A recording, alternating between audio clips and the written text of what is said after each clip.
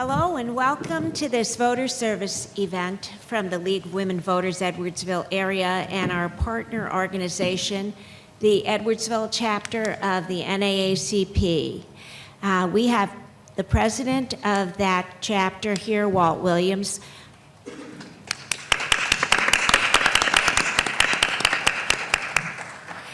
The League of Women Voters recently celebrating its 100th anniversary as a national organization that is devoted to educating voters and encouraging voting. The NAACP, likewise, with a mandate to advance and promote the achievement of their rights of people of color, has a long history of promotion of informed voting. Democracy requires an informed and involved electorate. The League of Women Voters is affiliated with no political candidate or party as an organization, although it has positions on matters such as education, community welfare, and the environment. Our members reflect a variety of personal political opinions. We are, as a group, mandated to provide fair and informative voter services events, as this one tonight.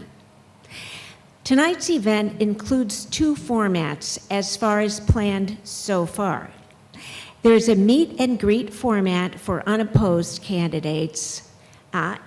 This is, of course, a primary election event, and a voter forum for the two primary candidates for sheriff.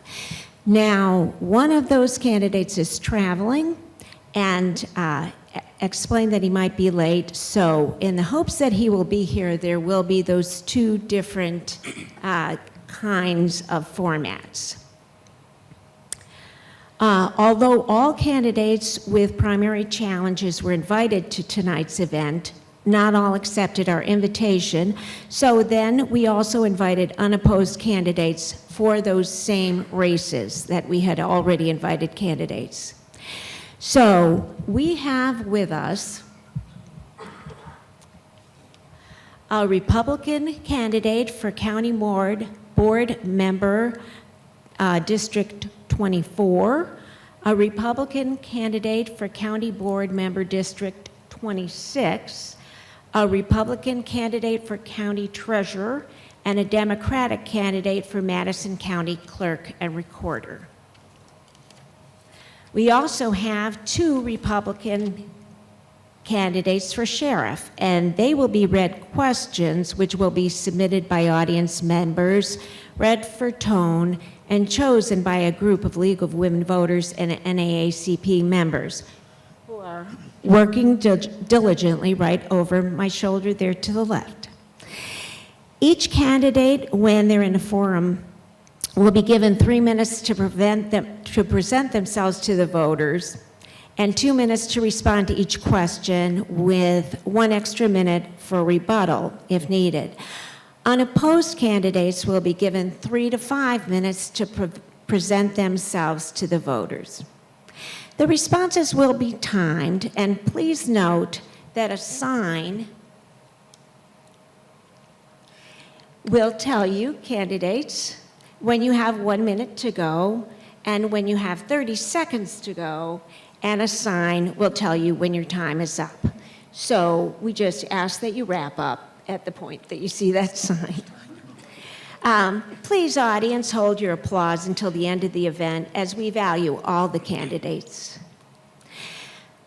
I wanted to stop and give some information about primary candidates for the U.S. congressional districts 13 and 15, which we would normally have an event, but this year we are partnering with the League of Women Voter of McLean County, which is where Champaign is located, who will be conducting voter services events in partnership with local television stations WILL and WAND, and radio stations AM 580 and FM 90.9.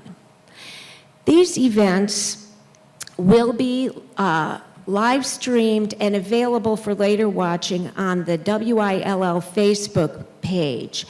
And you would get there, I've written this down, there are some pages on the table as you leave. You could grab one. I've written down how you would reach these events, which is Facebook.com, Illinois Public Media, or YouTube, Illinois Public Media Videos. These events, the first one will be on May 26th, tomorrow at 7 p.m., and will be a forum for Democratic primary candidates for the U.S. Congressional District 13, Nikki Budzinski and David Palmer.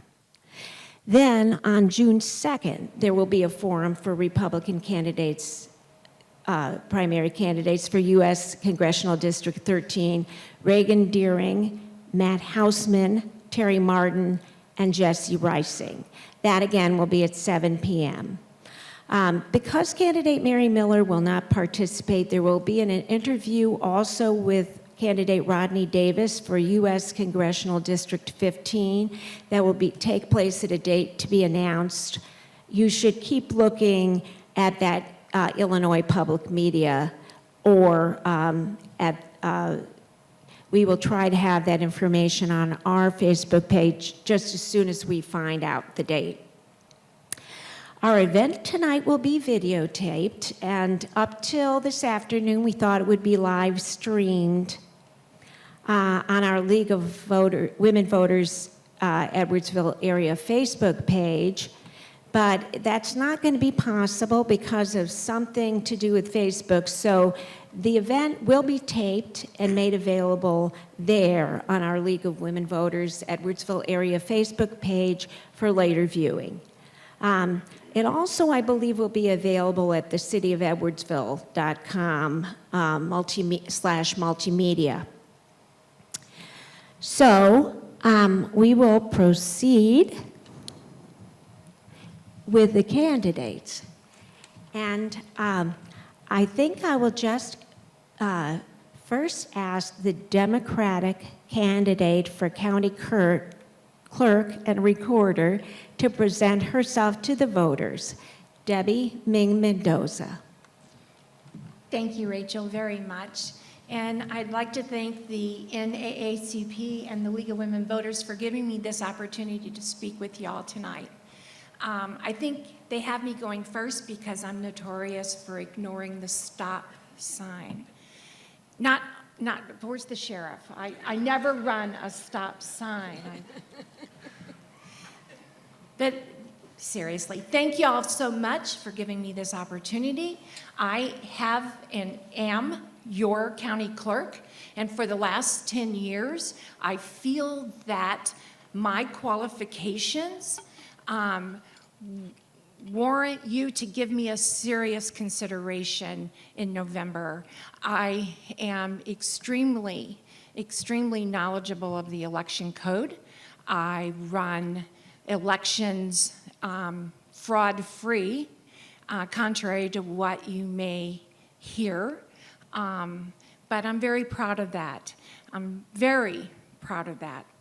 But I also want to give you just a little bit of background how I got started. So 10 years ago, I come into the county clerk's office in December of 2012.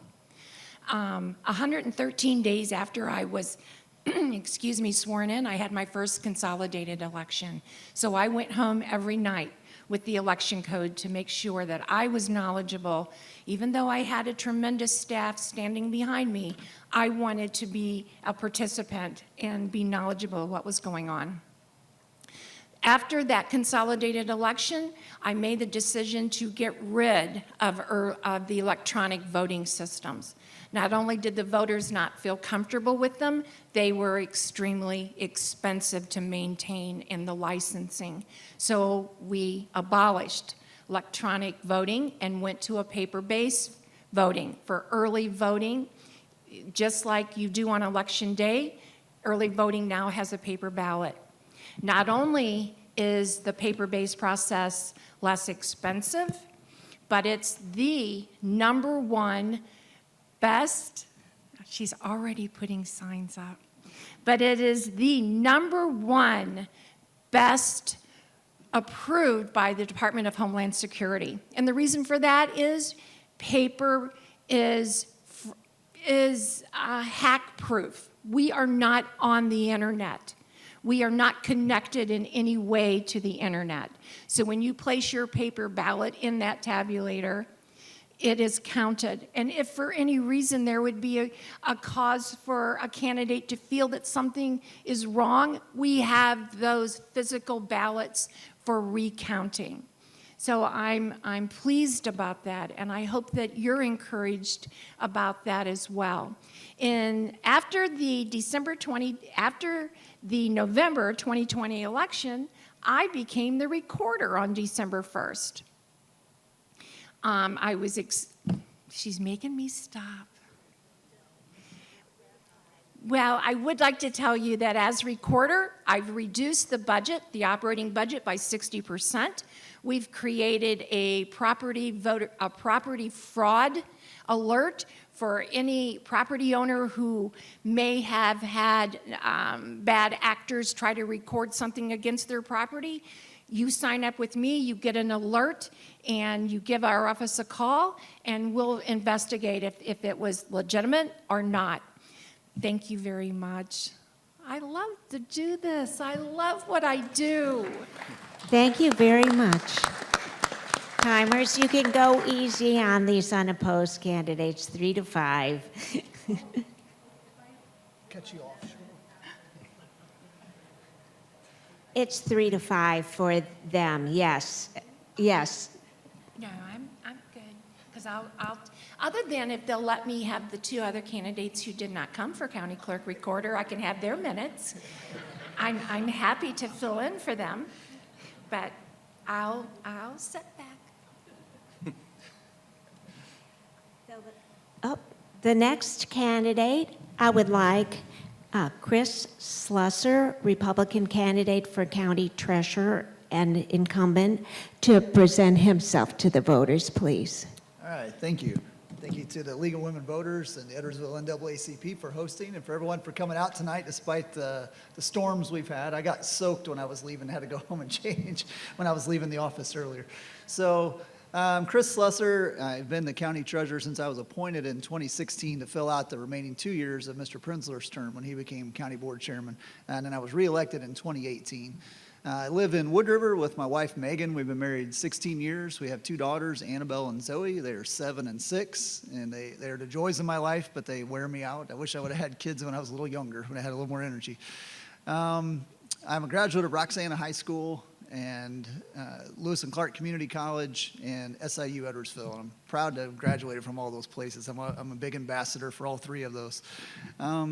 So in between college and becoming county treasurer, I worked in some various different careers. I was a police officer for 3 years. I was an investment advisor for about 8.5 years until one of my clients hired me, and then I worked managing a large commercial real estate portfolio, and where I was involved in finance and accounting. So about 20 years total of investing, finance, and accounting experience. And when I came into the treasurer's office, I kind of did a top-down audit of the office just to kind of see where we can make some improvements or what changes might need to be made. First, I found that we had a lot of management positions, but I couldn't really figure out why and what some of these folks had done. And some of them had left, and Mr. Prinzler had taken them with him. But we had a communications director, manager, we had an assistant operations manager, an assistant accounting manager, these positions open. I didn't fill those positions because I didn't feel like they were needed. We were lacking in some other areas. So instead of hiring back managers that were a little higher paid salary, I was able to bring in, create some other positions where we could get our records managed properly, because they were not, we were kind of falling behind on how we were maintaining our records in the office, which is very important, obviously.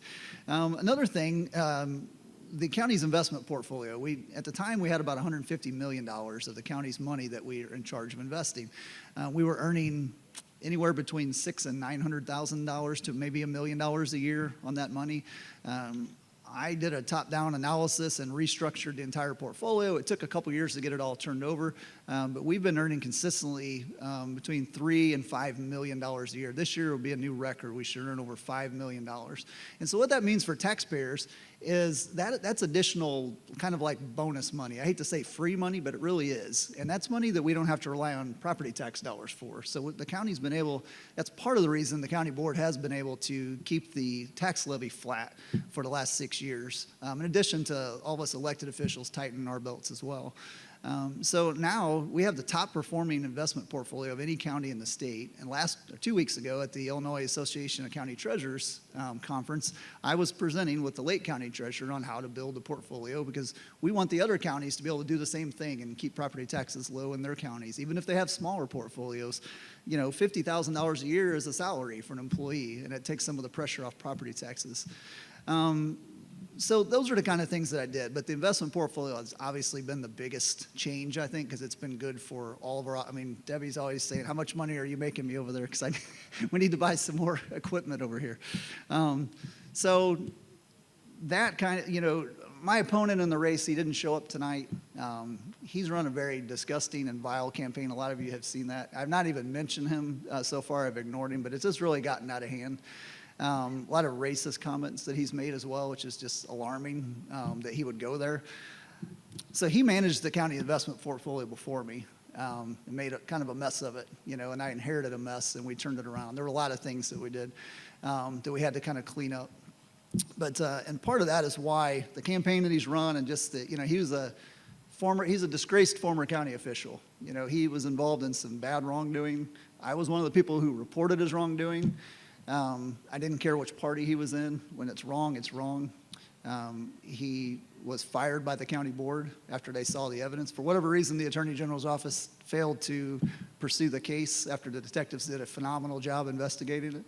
But the Republican Party, the Madison County Republican Party, only 3 times in its history have they ever done endorsements, because we try to always stay out of endorsements and primaries and just kind of let voters decide. But in 3 times, when there's more egregious cases where they have to take a stand, they do. And Monday night, the Madison County Republican Party chose to endorse me for the good work I've done, but also a rejection of my opponent in the campaign he's run.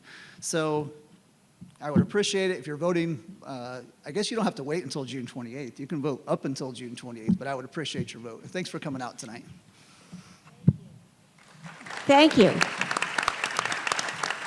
Yes, and you remind me that I was going to say that May 19th was the first day to vote early at the Office of the Election Authority, and first day for the Election Authority to mail an official ballot to registered voters within the U.S. June 1st through 28th is grace period registration and voting at Election Authority and polling sites. June 12th is the last day for online voter registration. Grace period registration is available at Election Authority and early voting sites. June 13th is the first day to vote early at permanent polling places. You can vote early at the Office of the Election Authority starting May 19th. That's in our county building. June 23rd is the last day for Election Authority to receive vote by mail applications, and June 28th is general primary election day. Polls open from 6 a.m. to 7 p.m. I would like the county board member, District 24 candidate Jamie Goggin, to present himself to the voters. Thank you. Thank you for the invitation. I appreciate being here tonight. So I'm Jamie Goggin. I'm running for County Board District 24 in the Republican primary. Okay. I've been in this position since I was appointed in 2013. This is my 3rd time standing for election. Okay. And the reason I'm running is because I want to be sure that Madison County is the kind of place my children would want to stay and raise their families. Okay. A little bit of background on me. Currently, I'm a senior manager at Siemens Digital Industry Software, where I worked for 28 years. Okay. I graduated from the University of Illinois with a degree in aerospace engineering. I've taught courses at SIU and SIUE and Greenville University in computer-aided design and astronomy. Okay. I live in Edwardsville with my wife, Laura, as do our 2 adult children, Sam and Ian. Okay. Some things I've done on the board since 2013. I've been a member of the Finance Committee. Okay, I voted to lower your tax rate every single year that I've been on the committee. Okay. While I've been on the board, we've seen the tax rate go down from 73 cents per $100 evaluation down to 55 cents. Okay. As chair of the IT committee, I oversaw a reduction of the IT budget by over 25%. Okay. And I also worked to get the county to standardize on computers, saving money on the purchase and maintenance of over 1,000 computers for the county. Public safety, I'm a member of the Judiciary Committee. I've worked with the sheriffs, state's attorney, circuit clerk, public defender, probation department, and others to make sure they have the resources they need to help keep us safe. Okay. As board member, I worked to get the jail repaired. This was a $14 million project that was completed without taking on any debt. Okay. I served on a subcommittee to increase transparency by putting all bids for the county online. This has increased the number of bidders and reduced costs for the county. Okay. As chair of the Park Enhancement Program, we distribute over $1 million annually to parks in the county. Okay. If you visit any Madison County park, you'll see the tangible results of our work. Okay. I inherited this position from Kelly Tracy. I hope she's proud of the work we've done since she left. So in summary, if you'd like me to continue to lower your taxes, support public safety, increase transparency, and improve our parks, please vote for me on June 28th. Thank you.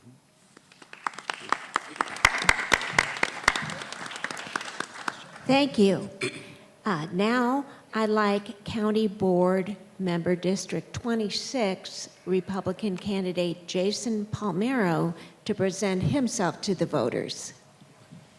Hi, everybody. I am Jason Palmero, District 26, which is primarily Glen Carbon. Thank you, Rachel, NAACP of Edwardsville, and the League of Women Voters. I'm not the incumbent, but the incumbent is running for state senate, so I am very happy for her. Some of you might know Erica.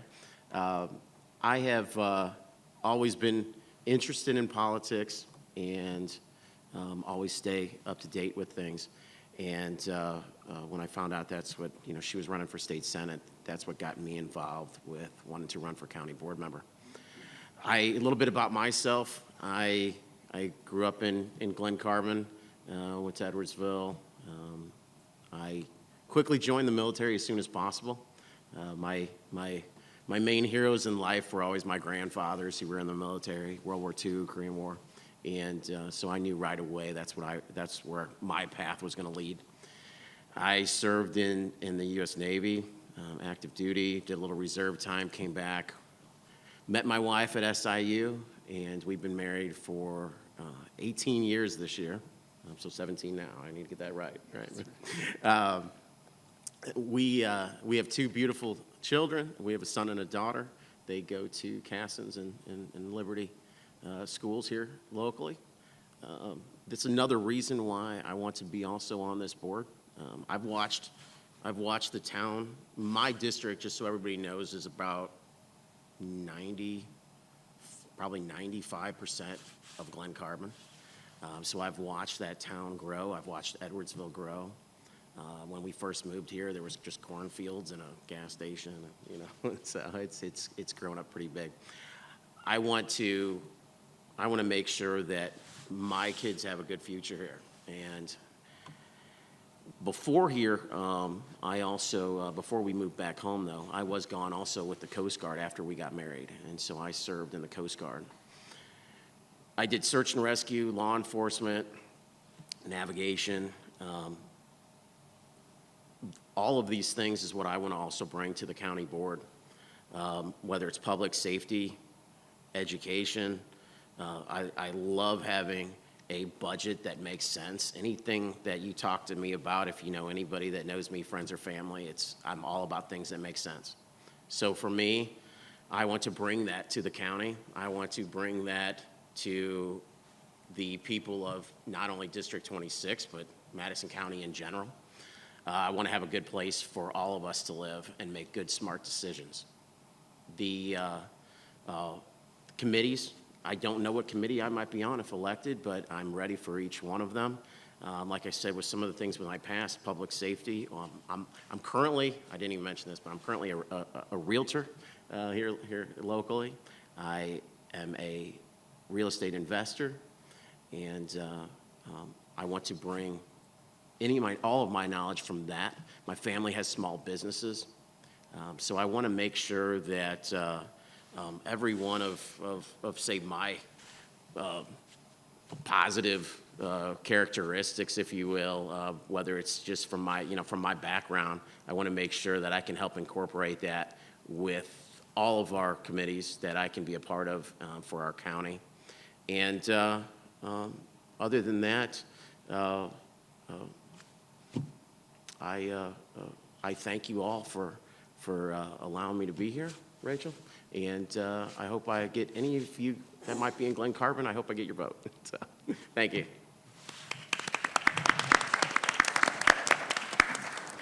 Thank you very much. I wanted to also mention that there's a judicial candidate in the audience, Ryan Jumper, who just wanted to introduce himself. Hello. We'll be doing, of course, more events in November. We'll have the judicial candidates. We'll have all the candidates. Some of the people you see here will be back, and we'll be back. Now, the second part of our program is meant to be a forum. One of our candidates is here, and the other candidate is traveling from Texas, who was going to text me if he could not make it, so he has not texted so far. I believe the best thing we can do right now is let the candidate who's present present himself to the voters for 3 to 5 minutes, take a short break. I'll make a telephone call. Then in the second half, we will have questions of the two sheriff candidates, assuming the second candidate will be here. He always said he would be late, so I haven't given up, and I definitely did not get a cancellation text. So, however, rather than torture you further, the candidate for sheriff that is here, I would like Republican candidate for sheriff Jeff Connor to present himself to the voters. Thank you. Thank you to the League of Women Voters and to the NAACP for having us here. My name's Jeff Connor, and I'm the candidate for your sheriff of Madison County. I've been a police officer for over 36 years, and I believe I have the experience as needed to be the sheriff. As I give you my experience, I want you to think about who do you want your sheriff to be like? Picture it from TV, picture it from wherever, picture your sheriff and see if I meet that. I started my career in 1986. I was 23 years old, and I'm currently 59 years old. I've done nothing but law enforcement. After I got hired, I realized, hey, this is pretty cool. I think I can do this for a while, and I have. I worked at the Granite City Police Department, and I worked my way up. I started as a patrolman, went to detective, went to a sergeant, lieutenant, commander over investigations, a captain, and then in 2005, I was appointed to be the assistant chief. For the next 9 years, I remained in that position and retired in 2014 as the assistant chief of police with nearly 29 years experience in Granite City. Me and my wife, Elizabeth, who's sitting out there, we are born and bred Granite City, Madison County people. I'm committed, I'm dedicated to our community, and I'm also committed and dedicated to law enforcement. I couldn't see myself doing anything else. Well, in 2013, the Republican Party came to me and asked me if I would consider running for sheriff. At the time, it just didn't feel right. There were some things going on with the election, and a good friend of mine by the name of John Lakin was running as a Democrat. And John had told me, hey, if I win, would you be my chief deputy? Well, we had that conversation. I'm like, you're a Democrat, I'm a Republican, I don't know how that's going to work. He goes, I'm not doing it for your political party, I'm doing it because you can do the job. I need someone who can do the job, who can come in and help me run the largest police agency in Madison County. So he asked me to do that, and I took the step of faith. I retired, and in December 2014, I became the chief deputy of the Madison County Sheriff's Office. Now, to give you a little idea of what the sheriff does, The sheriff is, like I said, the largest police agency in Madison County. We have 168 employees. We have a jail that is its own city. It has 4 full-time nurses, 4 full-time cooks. We have a jail staff that does a fantastic job. We have mental health evaluations in there. It does its own, it's just its own city back there. The sheriff is in charge of that jail. The sheriff also is in charge of courthouse security, another great opportunity to just help the citizens feel safe as they come in and do their work in the courthouse. The sheriff also covers the unincorporated area of Madison County, and for those who don't know, there's about 267,000 people that live in Madison County. If you live in a city, your city police department will handle your calls, but if you're in the unincorporated area, you call the sheriff and we respond. So it's a very large department, and I don't think you need a sheriff who sits in a corner office, which there is a corner office, and does nothing but just paperwork. I think you need a sheriff who's not afraid to put handcuffs on somebody, and I'm that guy. I was at a scene earlier today, a fatality. I'm also the commander of the Major Case Squad. And if you're not familiar with that, it's a large homicide task force with over 600 members. There's only been 10 commanders since its inception, and I'm that commander right now, and I'm proud of that. And I've myself have commanded over 25 homicide cases, and I think this is all the leadership that the sheriff needs. Someone who knows what they're doing, who has spent their whole life dedicated and committed to being the sheriff. I hold a master's degree of criminal justice, management and criminal justice, and I believe my experience, my education, my commitment is what you need your next sheriff to be, and I'm not ashamed to say that. So I appreciate your vote, appreciate your support, and I wish my opponent was here, but he's not, so I'll take any questions if anybody has any. But thank you very much, and I hope on June 28th, if you haven't voted already, get out, and don't forget, vote that Republican ballot and Jeff Connor for sheriff. Thank you. Thank you. Thank you very much. We have some excellent questions, and we are prepared. I'm going to just call a 10-minute break. I'm going to ask you to please stick around because we are going to discuss what to do, but first I need to actually contact the other sheriff candidate to see whether we'll have one of our the forum formats that we have when we have 2 candidates and can ask questions. So if everyone will take a 10-minute break, we'll be right back. And thank you for your attention, and thank you, candidates. Hello, everybody. I think 10 minutes has passed. I really forgot to notice the time, but we are back for the second half of our program. First, I did want to mention that there is another judicial candidate, Tim Berkeley, back in the back of the house.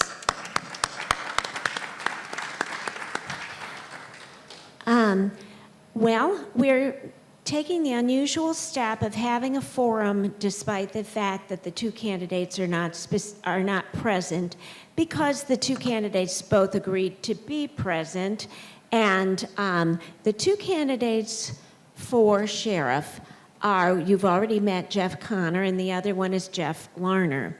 He, from the beginning, said that he was traveling from Texas today and would have to be a little later in the program. I just texted, he said, just now landed, still on the plane. So I doubt it. I'm parked remotely, so at least an hour. I'm sorry. Like I was afraid of it was delayed. And I said, would you be willing to submit written answers to the questions at a later date? And he said, absolutely, and I'll send a statement of my bio and platform. Sorry again, I hated to miss it. I appreciate your response. Or I can present at a later day in front of the group. So unusually, because our candidate here is very willing to answer questions, and because people have gone to the effort presenting questions, I think we will go ahead and ask our candidate, Jeff Connor, the questions that we have for the position of sheriff. I'm going to remind you that in this case, you have 2 minutes to respond, so we just want kind of a brief answer, and there's no reason for rebuttal, because He has none. Can I answer as if he's here? Can I if you want answer to for him? change voices and hop from chair to chair, that would be very entertaining, and we'd like that. Oh, if you only knew, I can do that. Well, all right. That sounds like fun. All right. Here's the first question, which began really, it's presented on Facebook, what does the sheriff do, which you already explained.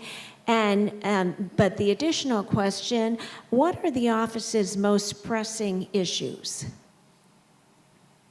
I think right now, when I look at the most pressing issue is the attack that's coming on law enforcement from everywhere.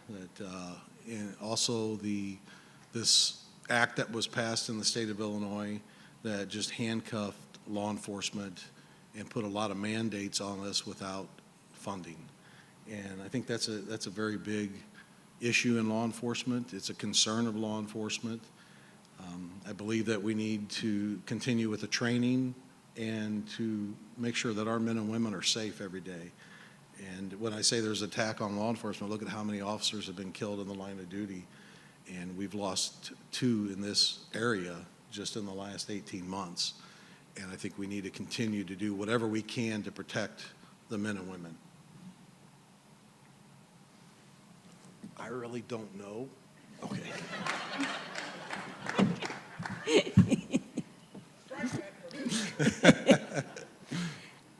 Question number 2. If your department received a call about a mentally ill person who is threatening people with a knife, what would you hope would result from your officer going there? And what kind of leadership training and resources would you provide to help ensure that kind of outcome? Well, unfortunately, we do respond to calls like that. I myself have had a machete pulled on me. And, I think every officer that's in this room has probably handled a call like that. And you hope the outcome is that that person gets the mental help that they need, and there's no injury to him, her, or the officer or any innocent people. There's a CIT program which trains the officers to deal with mental illness. And we also have, once you get the situation under control, and you try to do that with the least amount of force necessary. But you also have to remember these men and women want to go home to their families, and there are times where it may escalate to a lethal force situation. But you're trained to deal with that. You're trained to recognize what type of threat and at what point that you actually use lethal force. But the goal is everyone to be safe, and that person gets the help that they need. And we have many hospitals in this area. My wife is not going to like this, but she's an ER nurse at Gateway and has been a nurse down in the emergency room since 1984. And they see a lot of mentally ill psych patients, and that's where the police tend to funnel these people. And the hope is to get them the help that they desperately need. Can I just follow up asking exactly the kind of training that's available for the officers for this kind of thing? The CIT officers are trained, and they have very specialized training on identifying whether or not this person should be admitted into a hospital against their will or with their will. So they assess the situation and then make that determination. And if they feel the person is at harm to themselves or someone else, they have the authority to sign off on paperwork to take them to the hospital and for them to be admitted and to be seen by a medical professional. We also have, in our jail, we have staff there that handles the situations in the jail. And the last thing we want is to have the mentally ill in our facility. And we do all we can to strive to put them back into a situation where they should be, getting the proper training and whatever that takes. You know, we're there to facilitate whatever that issue is. The problem is every case is so unique, and you have to evaluate each one on its own merits. And is there specific training in the de-escalation techniques? Yes, from day one. From day one, that's what you're trained to do, is to, there's so many levels of it's called a force continuum, from officer presence, as soon as you walk in there, soft hand, hands-on, and then different types of weapons. And your goal is to de-escalate that as quickly and safely as possible. The next question is, what is the procedure when the sheriff's deputies are called to a scene of domestic violence? How much discretion does an officer have? Do you think the procedures could use improvement? I think anything has room for improvement.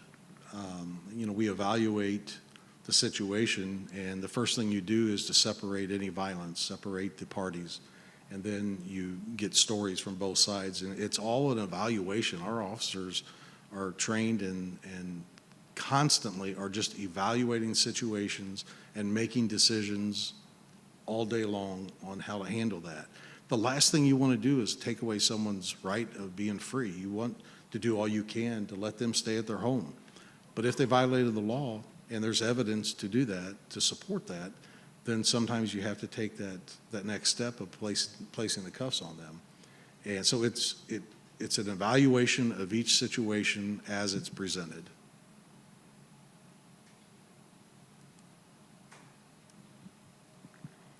Do you think more minority hires are needed at the sheriff's department? If yes, how would you go about the recruitment? I think that should be not just at the sheriff's department, but everywhere. And to give you an idea of how I feel about it, when I did my master's degree, my thesis was on recruitment of minorities in law enforcement. And I wrote several in-depth papers on how to do that. And we work with the stakeholders. Mr. Williams, I talked to him and others, that we try to meet them. We will establish a committee to help with recruitment of minorities in law enforcement. It's difficult right now because not many people want to be police, and we're finding it very difficult to recruit anybody. And I think it's just getting out there with our stakeholders in the community and letting them know that these opportunities are out here and trying to encourage them. We've readjusted our requirements to try to solicit more people to apply. And we've also opened it up for lateral from one department to another. So we're doing all we can, and we will continue to do that to increase the recruitment of minorities. And finally, are there structured programs to support early diversion of minor youth offenders that you would implement? So one of our chaplains, Mark Lane, has been part of a diversion program with the juvenile court system, and we will continue to do that and continue to help them develop this program into anything we can do at the sheriff's office to make it easier to divert these children on certain crimes. Then we will do that. Now, there are certain crimes that diversion isn't an answer. To be honest with you, the case that we're working in O'Fallon right now is a juvenile that shot somebody, murdered them. So those type of people, justice should be handled in a different way. But on your low-level minor offenders, I believe a diversion program is necessary, and we'll continue to work with the stakeholders on that also. Thank you. Thank you very much. You're welcome. Thank you. Those are the questions that we had prepared, and I'm very pleased to have been able to ask you. Thank you very much for your cooperation. We should be able also to have the answers to those questions in a written form somewhere, perhaps on our website or Facebook page, that will come from Jeff Larner, who is the Republican challenger with Jeff Connor for the office of sheriff.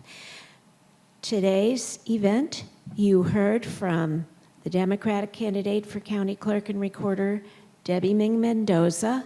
You heard from the Republican County Treasurer candidate, Chris Slusser. You heard from County Board Member District 24 Republican candidate, Jamie Goggin. You heard from County Board Member District 26 Republican candidate, Jason Palmero.